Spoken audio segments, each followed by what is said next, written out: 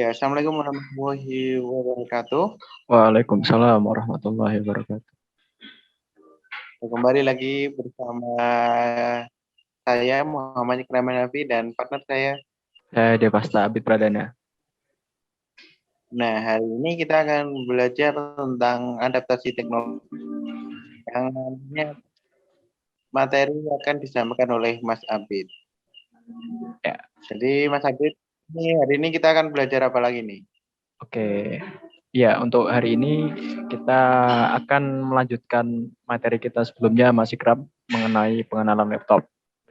Gitu, Mas. Kalau kemarin kan kita sudah mengenalkan perkenalan dengan hardware atau bentuk laptopnya. Untuk hari ini kita akan mempelajari lebih dalam tentang isi laptop dan bagaimana cara mengoperasikannya, terutama pengoperasian keyboard dan Windows.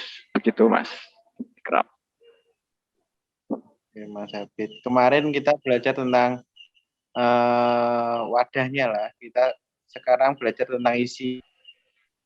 Boleh dilanjut saja, Mas Abid? Oh ya, halo. Oke. Maaf, koneksi saya agak lemot ini, Mas. Oke, saya mulai saja ya. Baik, Assalamualaikum warahmatullahi wabarakatuh. Untuk materi hari ini, kita akan mempelajari lebih dalam mengenai salah satu komponen penting dari laptop, yaitu keyboard, dan yang kedua yaitu sistem operasi Windows. Kita mulai saja ya. Ya, yang pertama yaitu pengenalan keyboard. Mungkin di sini teman-teman udah banyak mengerti ya, udah paham mengenai apa itu keyboard. Dan kemarin sewaktu kita perkenalan laptop bagian pertama sudah juga dijelaskan bagian keyboard di laptop itu di sebelah mana. Jadi apa itu keyboard? Jadi keyboard itu merupakan salah satu bagian utama dari komputer. Keyboard menghubungkan kita sebagai pengguna dengan komputer melalui tombol-tombol yang ada. Jadi fungsi utama keyboard itu yaitu menghubungkan kita itu sebagai pengguna di sini untuk melakukan operasi atau kegiatan di komputer.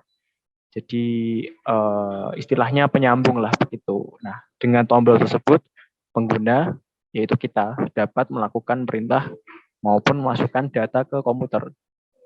Nah, keyboard itu sendiri terdiri dari beberapa bagian.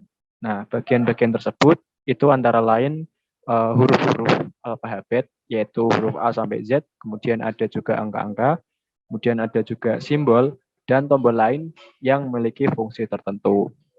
Jadi, teman-teman yang sudah familiar atau sudah biasa menggunakan handphone, tentu saja sudah juga terbiasa dengan yang namanya keyboard. Nah, keyboard di handphone dengan keyboard di laptop itu prinsipnya hampir sama.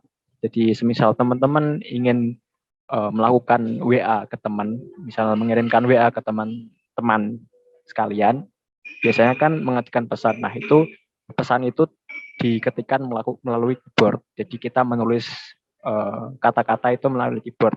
Di laptop pun juga seperti itu, teman-teman. Gitu. Nah, selanjutnya yaitu bagian keyboard. Nah, di sini itu sudah ada gambar keyboard, gambar. Jadi keyboard di laptop itu tidak selalu bentuknya seperti ini ya teman-teman. Tapi kebanyakan itu seperti ini. Jadi bentuknya hampir sama dengan keyboard yang ada di HP, tapi lebih rumit kalau teman-teman lihat. Kalau di HP itu kan mungkin terlihat lebih sederhana ya. Mungkin ada alfabet saja atau mungkin ada angka saja. Nah, di keyboard itu dijadiin satu teman-teman. Nah, di sini teman-teman bisa lihat ada di tengah ini ada huruf-huruf dari A sampai Z. Kemudian di atasnya itu ada angka-angka.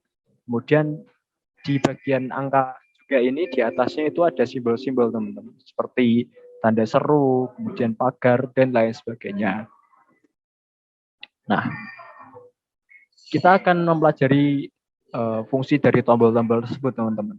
Yang pertama yaitu tombol Enter. Nah, Tombol enter itu ada di sini teman-teman. Teman-teman bisa lihat di layar itu ada tombol enter, letaknya itu kira-kira di tengah keyboard. Nah, apa sih fungsi dari tombol enter?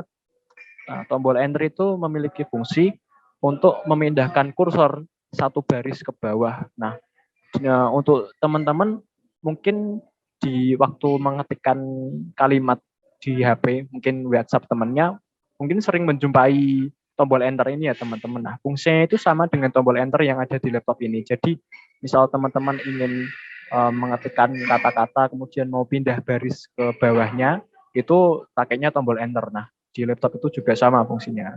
Nah, selanjutnya adalah tombol space atau spasi. Nah, mungkin untuk tombol spasi ini teman-teman sudah familiar ya. Jadi tombol spasi itu bentuknya paling panjang di bawah ini. Kalau di sini itu ini space bar ini, space bar ini. Nah, itu fungsinya sama juga dengan yang ada di HP teman-teman. Jadi fungsi space itu untuk memberikan ruang ketika kita mengetikkan kata atau memindahkan kursor satu karakter ke depan. Jadi itu istilahnya seperti let lah. Jadi ada jarak antara satu kata dengan kata lainnya itu pakai spasi. Kemudian ada tombol lain yang ketiga yaitu tombol caps lock. Nah, tombol caps lock ini apa fungsinya? Jadi tombol caps lock ini memiliki fungsi untuk mengubah jenis huruf dari kapital ke lowercase maupun sebaliknya. Nah, teman-teman yang belum mengetahui lowercase itu sama pengertiannya dengan huruf kecil, teman-teman. Jadi ada huruf kapital dan huruf kecil. Huruf kapital itu huruf yang besar, huruf yang biasa digunakan untuk mengawali kalimat atau menulis nama teman-teman itu kan awalnya huruf kapital. Nah, huruf kecil itu huruf setelahnya huruf kapital di nama teman-teman itu jadi huruf kecil biasa begitu. Nah, di mana tombol caps lock ini? Tombol caps lock ini ada di paling kiri teman-teman kalau lihat paling kiri dan tengah. Nah, di sini. Ini tombol caps lock di sini. Nah, jadi misal teman-teman ingin mengetikkan huruf dari misal ingin mengetikkan huruf yang besar semua, huruf kapital semua, teman-teman tinggal pencet tombol caps lock ini, kemudian mengetikkan nama teman-teman. Kemudian kalau misal mau coba lagi ke huruf kecil, dipencet lagi sekali lagi, terus tinggal mengetikkan nama teman-teman, udah jadi huruf kecil lagi begitu. Oke, terus tombol lainnya yaitu backspace atau delete. Nah, tombol delete atau backspace ini berfungsi untuk menghapus karakter ya. Ini yang cukup familiar ya. Jadi atau cukup teman-teman ketahui biasa digunakan itu untuk menghapus huruf. Misal teman-teman mengetikkan huruf yang salah, kalian teman-teman bisa hapus pakai backspace ini. Nah, tempatnya di mana? Tempatnya di sini teman-teman, di ujung kotak yang besar ini. Jadi di sini ini ada kotak besar isinya huruf, ada spasi dan angka. Nah, di pojok kanan atas ini ada backspace itu huruf, fungsinya untuk menghapus. Nah, terus tombol delete di mana? Tombol delete di sebelah kanannya, agak ke bawah sedikit ini. Fungsinya juga sama dengan backspace yaitu untuk menghapus kata atau huruf gitu. Kemudian ada lagi pada tombol tab. Nah, apa sih fungsi untuk tombol tab ini? Tombol tab itu punya kegunaan yaitu untuk memberikan indentasi pada baris. Nah, ini ada istilah yang agak susah nih, indentasi. Jadi indentasi itu saya beri contoh, misal teman-teman pernah membaca suatu bacaan. Nah, di awal-awal kalimat atau di awal-awal kalimat sebuah paragraf bacaan itu kan biasanya ada kayak ruang gitu ya teman-teman di awal kata. Nah, itu namanya indentasi. Jadi memberikan ruang istilahnya spasi tapi banyak gitu teman-teman. Jadi bisa langsung memberikan ruang yang cukup banyak ketika teman-teman mengetikkan kalimat. Nah, di mana letak tombol tab itu? Tombol tab itu ada di sebelah paling kiri dari keyboard. Nah, ini di atas caps lock yang tadi itu. Kemudian tombol selanjutnya itu ada tombol shift. Nah, apa sih guna tombol shift ini? Nah, gunanya ini agak rumit teman-teman. Jadi tombol shift itu mempunyai fungsi yang apabila tombol itu ditekan secara bersama dengan huruf yang misal teman-teman, misal saya kasih contoh ya, misal teman-teman menekan huruf shift tombol shift ini ditekan, kemudian teman-teman bersamaan dengan tombol shift itu teman-teman menekan tombol lainnya, misal huruf A, yang tadinya mungkin huruf A ini adalah huruf kecil, nanti bisa jadi besar. Begitu pula dengan huruf-huruf lainnya. Jadi fungsinya itu menjadikan huruf kecil menjadi kapital. Kemudian ada fungsi lainnya nih. Misal teman-teman tadi mencet caps lock ya. Nah, caps lock-nya itu masih berfungsi. Jadi kan teman-teman ngetiknya mesti hurufnya jadi huruf besar. Nah, kalau misal caps lock itu masih nyala, terus teman-teman mencet tombol shift sama tombol huruf lainnya itu bakalan jadi huruf kecil begitu. Nah, kemudian kalau bisa teman-teman bisa lihat gimana caranya untuk mengetikkan simbol-simbol seperti tanda seru, kemudian pagar, kemudian simbol dan. Nah, ini gimana caranya? Padahal ini kan jadi satu sama angka ya. Nah, caranya itu teman-teman tekan tombol shift ini, kemudian secara bersamaan tekan juga angka yang teman-teman akan pilih. Misal teman-teman ingin memilih atau mengetikkan tombol tanda seru. Nah, tanda serunya di atasnya angka 1 kan. Nah, itu teman-teman tinggal pencet shift, kemudian jangan dilepas, masih dipencet, kemudian tinggal dipencet angka 1-nya, maka akan keluar simbol tanda seru itu. Begitu teman-teman. Double ya Mas. Mencetnya double kalau pakai shift. Ya, mencetnya jadi bareng-bareng.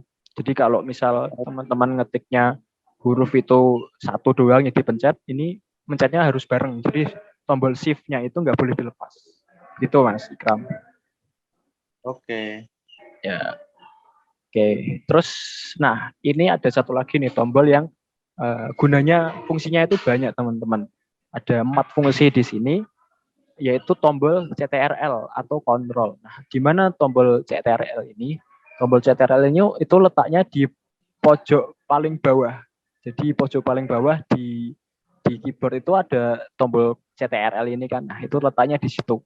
Nah, fungsinya untuk apa? Nah, ini supaya bisa tombol CTRL itu berfungsi itu dengan cara menekan bersamaan. Jadi ini tuh guna apa ya? Pengoperasiannya atau penggunaannya itu hampir sama dengan tombol shift. Jadi harus secara bersama-sama gitu. Jadi harus menekan 2 kali Mas Ikram. Kayak tadi. Buat gunain tombol kontrol, tombol CTRL ini. Nah, apa aja yang bisa dilakuin tombol CTRL ini? Yang pertama yaitu menyalin karakter. Nah, misal teman-teman pengen nulis nama teman-teman 2 kali, misal. Nah, daripada ribet harus nulis 2 kali, teman-teman itu bisa salin kata itu dengan menekan CTRL terus bersamaan itu dengan huruf C. Maka teman-teman bisa menyalin nama teman-teman itu. Nah, terus kalau udah disalin, diapain? Nah, selanjutnya itu ditempelkan. Jadi kalau cuma disalin doang, itu nama teman-teman belum muncul. Jadi harus ditempelkan. Nah, tempelkannya pakai apa? Pakai CTRL bersamaan dengan huruf V. Nanti bakal nempel. Terus fungsi tombol kontrol selanjutnya atau tombol CTRL itu untuk membatalkan. Jadi misal teman-teman ngetik misal gini, misal teman-teman nggak sengaja ngehapus nama teman-teman tadi. Nah, terus kan teman-teman bingung nih, gimana cara ngembaliinnya supaya nggak kehapus lagi. Nah, itu pakai CTRL bareng sama huruf Z. Jadi tombol CTRL, teman-teman, tombol CTRL bareng sama huruf Z itu nanti teman-teman bisa batalin hapus tadi, jadi nggak jadi kehapus nama teman-teman begitu. Nah, untuk fungsi tombol CTRL selanjutnya yang terakhir yaitu untuk membatalkan undo. Jadi undo itu membatalkan perintah tadi ya teman-teman. Nah, untuk membatalkan perintah yang dibatalkan tadi, jadi ini agak rumit sih teman-teman. Itu pakainya CTRL plus Y. Jadi misal teman-teman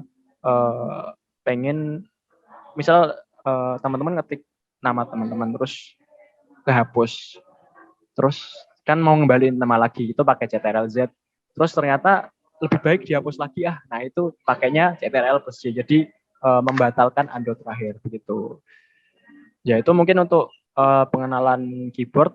Mungkin Mas Ikram ada yang mau ditanyakan, Mas Ikram?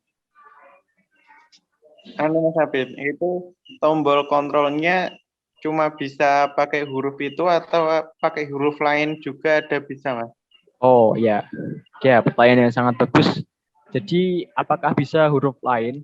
Jadi ini kan di sini cuma dicantumin 4 ya. Nah 4 ini itu yang paling sering digunakan.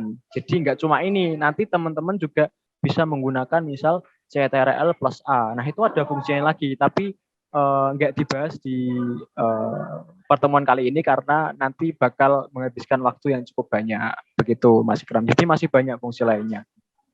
Gitu. Oh, jadi yang biasa kita gunakan ya, yang basic ya, Mas ya? Ya, yang biasa sering digunakan lah gitu. Jadi biasanya kalau ngetik ya sering pakai itu gitu Mas. Baik, dilanjut saja Mas Abid. Ya, selanjutnya yaitu pengenalan Windows. Nah, apa ini Windows? Ini mungkin baru buat teman-teman. Jadi apa itu Windows? Windows itu merupakan sistem operasi buatan Microsoft yang menyediakan antarmuka grafis agar lebih mudah digunakan oleh pengguna. Dengan adanya Windows, kita cukup menggunakan mouse atau keyboard untuk memberi perintah kepada komputer untuk membuka menu, menjalankan perintah tertentu, mengedit file, menghapus file, dan lain sebagainya. Nah, jadi ini pengertiannya agak rumit. Jadi apa itu Windows? Windows itu merupakan sistem operasi. Nah, apa sih itu sistem operasi? Sistem operasi itu adalah, nah ini teman-teman bisa baca di kamus kata ini ya. Kalau misal kata-kata ini baru, itu adalah sebuah sistem yang memudahkan kita untuk menjalankan komputer. Jadi misal teman-teman masuk menyalakan laptop nih, nah itu bakal ada yang namanya sistem operasi. Nah sistem operasi itu tadi, jadi itu sistem supaya kita gampang jalan komputer. Kemudian buatan Microsoft. Nah, Microsoft itu apa sih Microsoft? Microsoft itu perusahaan teknologi. Jadi yang membuat ini semua itu Microsoft gitu. Kemudian yang menyediakan antarmuka grafis. Antarmuka grafis itu apa? Antarmuka grafis itu adalah tampilan pada komputer yang berhubungan dengan kita sebagai pengguna. Jadi yang tampil di layar itu namanya antarmuka grafis. Begitu. Gitu ya untuk pengertian Windows. Kemudian selanjutnya, nah ini. Jadi misal setelah kita menyalakan laptop, maka akan muncul di layar kita itu bakal muncul tampilan seperti ini Mas Ikram.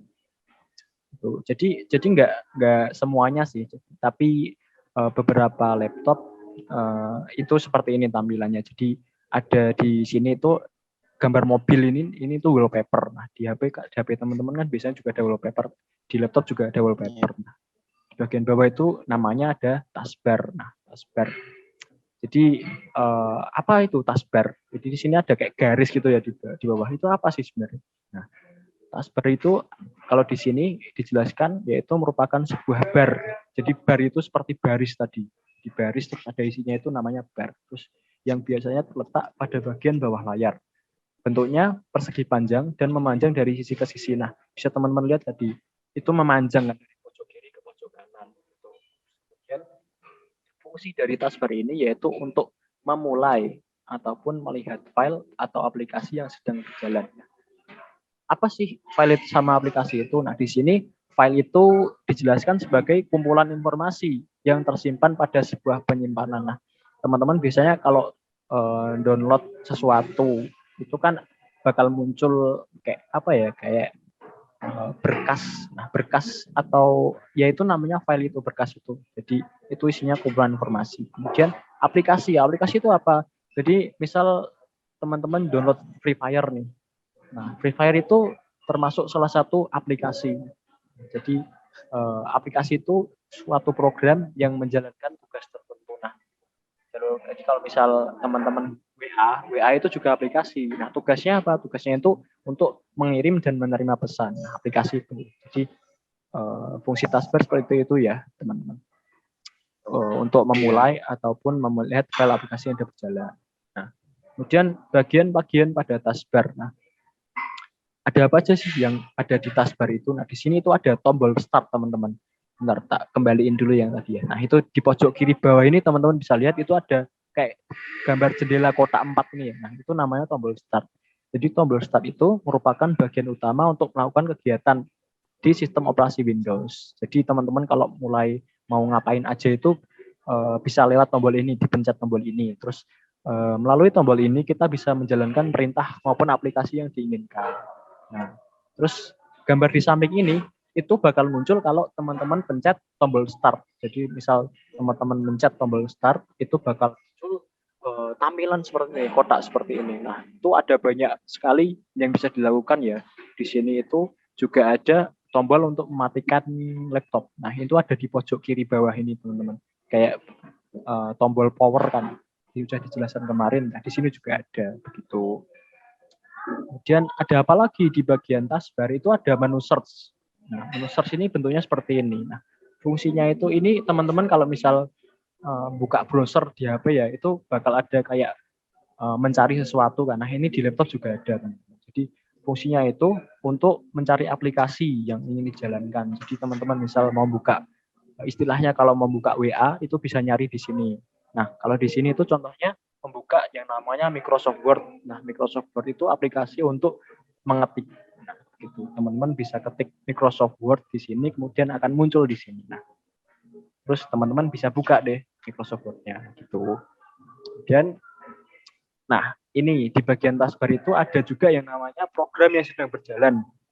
Jadi teman-teman kalau misal buka program, kayak misal tadi teman-teman habis buka Microsoft Word kan, nah itu Microsoft Word-nya itu bakal muncul di sini. Nah, di sini itu di sebelah kanan ini. Nah, Microsoft Word ini muncul di sini kalau teman-teman buka aja. Jadi kalau misal teman-teman tutup aplikasinya, aplikasi Microsoft Word, ini bakal hilang juga gitu. Kecuali beberapa aplikasi yang sudah di-pin. Jadi pin itu istilahnya dicantolin gitu di situ. Jadi walaupun di di close itu masih di situ soalnya udah dicantolin. Kayak misal di HP teman-teman ada aplikasi yang walaupun di close masih ada di situ kan, maksudnya logonya masih ada di situ. Istilahnya seperti itu gitu. Nah, yang terakhir ini tampilan layar teman-teman kalau setelah membuka sebuah aplikasi. Teman-teman kan tadi habis search di sini ya, bawah ini ya, yang tombol search ini, teman-teman terus klik Microsoft Word. Nah, bakal muncul di kanan ini, di kanan bawah paling yang huruf W ini. Nah, huruf W aplikasinya di atas ini teman-teman. Jadi bentuknya seperti ini. Jadi kalau misal di HP teman-teman buka WA, terus tampilannya kan WA aja tuh. Nah, kalau di laptop enggak teman-teman. Kalau teman-teman buka misal teman-teman buka WA di sini, terus bakal muncul logo WA di bawah ini teman-teman. Begitu. Ya, mungkin seperti itu saja untuk pengenalan laptop pada pertemuan ini. Mungkin ada yang mau ditanyakan Mas Ikram? Yang ditanyakan belum ada, Mas. Nah, mungkin besok kita menampilkan bagaimana cara pengaplikasiannya biar teman-teman nanti juga tahu gimana cara mengoperasi ke laptop gitu, Mas. Oh ya, oke. Ya, untuk pertemuan selanjutnya mungkin kita akan bahas itu ya Mas Ikram. Gimana cara mengoperasikannya. Soalnya ini udah mulai agak seru nih, udah mulai masuk bagian-bagian yang bikin penasaran gitu. Bisa apa aja sih sebenarnya laptop itu.